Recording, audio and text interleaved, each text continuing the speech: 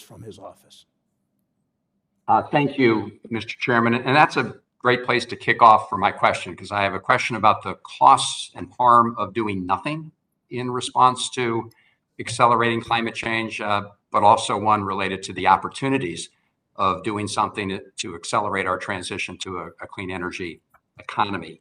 On the costs and harm side, since 1982, which is about a 40-year period, we've had 69 what we call billion-dollar climate disasters impacting the state of Maryland.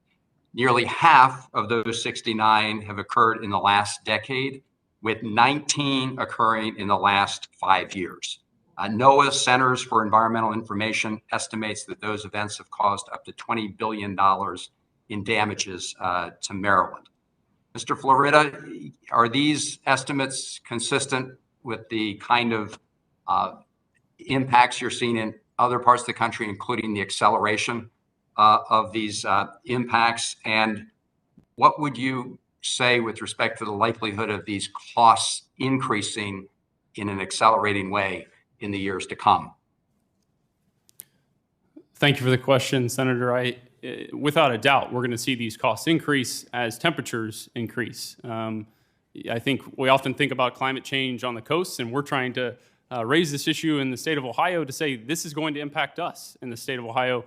Oftentimes we think about this with hurricanes and wildfires, but every day Ohioans are also experiencing this on a day-to-day basis, and certainly the floods in Kentucky are a notable example of late in America's heartland. And so we will see these costs increase. They will go up. I think one important number to think about is the savings opportunity and the economic growth if we are able to keep global warming below 1.5 degrees C, which will result in a $20 trillion increase in global GDP by 2100. Well, thank you for putting a number on it. That's obviously a big number, and that is the cost of doing nothing.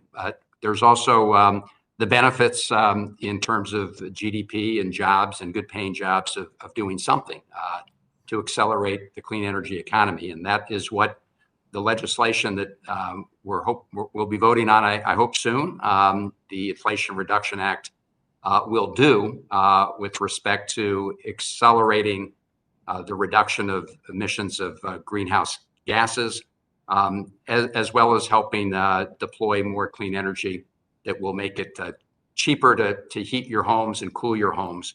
I do just want to say, in the state of Maryland, we are fortunate to have a budding wind energy, offshore wind energy deployments. Two companies, Ørsted and US Wind, have projected together that they will create 10,000 jobs in the state of Maryland. And we just had an announcement yesterday from the Deputy Secretary of Commerce in Maryland about an apprenticeship program that will go hand in hand with that to make sure that we have the workforce to do the job. So obviously big benefits. You spoke to some in Ohio, Mr. Florida.